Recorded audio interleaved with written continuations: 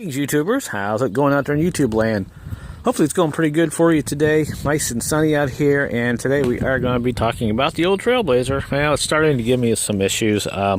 Just got done doing a 1,500 mile trip, and on the way back into the trip, about 1,200 miles, I pulled in, got gas at the gas station, filled it up, got in it, hit the key. It just kept cranking over and over and over and over and over, and about 20 or 30 seconds, it finally started to run.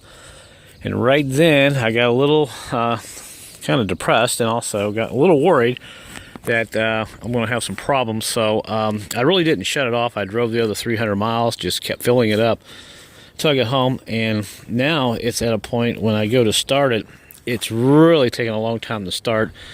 And I got a sneaky suspicion I've got a fuel pressure problem. The pump's probably getting bad.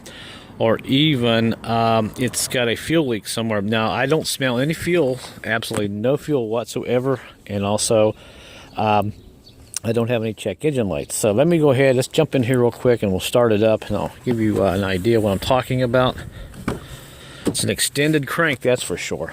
And this will probably be true for about all vehicles ever made. If you have this problem, more than likely it's going to be a fuel problem. The thing I've got to do is I've got to somehow tap into the fuel lines and get a fuel pressure reading, but let's go ahead and try to start this real quick. Now, I've got plenty of fuel, got about a quarter of a tank, so here we go. See how long it takes it to start, and you'll hear how long it takes.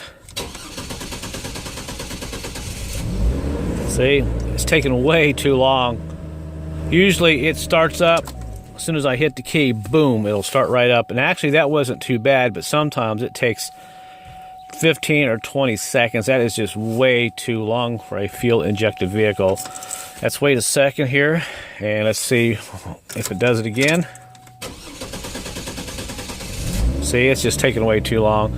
And trust me, if it sits about 20 or 30 minutes, which I'm going to do, I'm going to do a video clip real quick. We're going to come back here in about 20 seconds. I'm going to show you just how long it takes.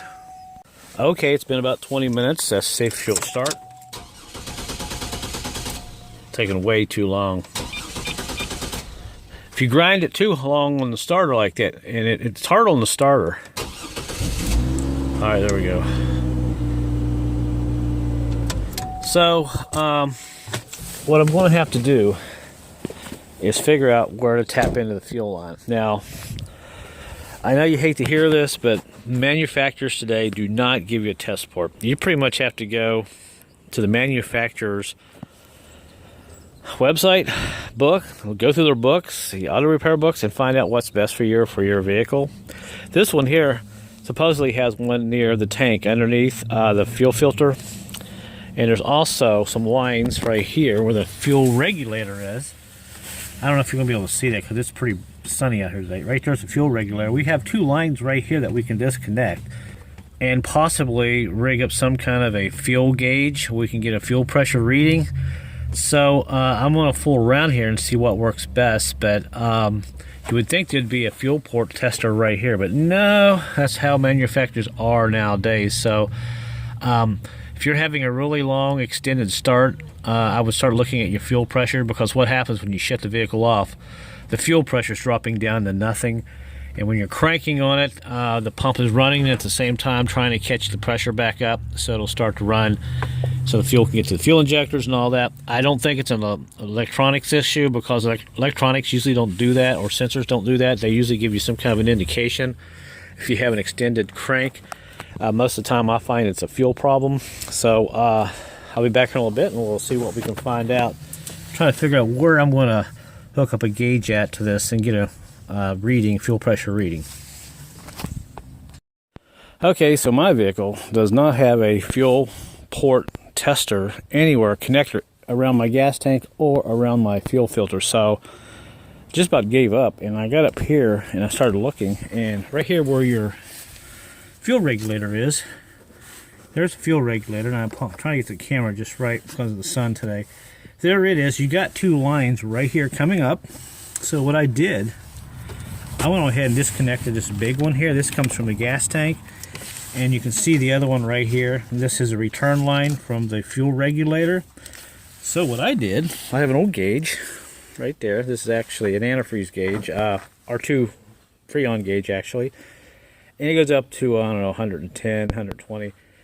The normal pressure reading on this should be about 42 to 59 for fuel pressure, and when you turn the key off, it should not drop no more than maybe 10 pounds.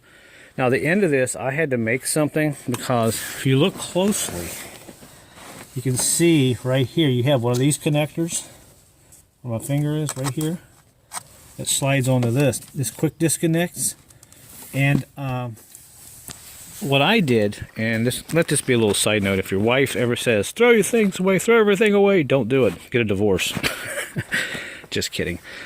I keep everything. I cut something off of one of these old fuel pumps, housings here. These things come in different sizes. I believe that one's a 5/8. This is a 3/8 here. But I got all this stuff here. I've got just tons and tons of stuff I keep. You just don't know. I pile it up in a corner and forget about it until I need it. So that's how I got around with that.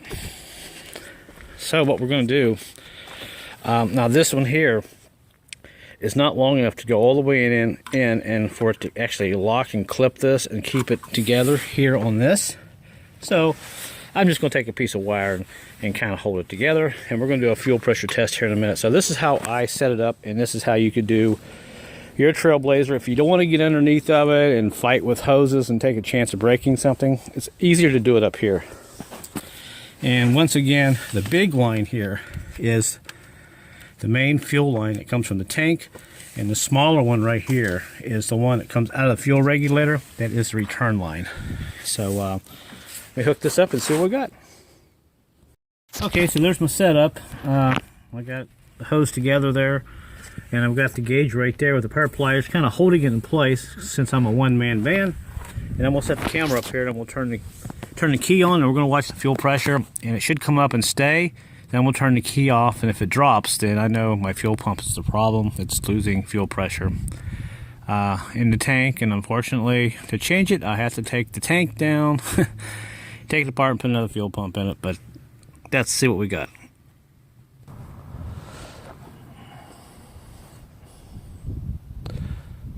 Okay, so here we go. Turn the key on. Fuel pressure's coming up, and it goes right back down. Keys off, and it goes back down.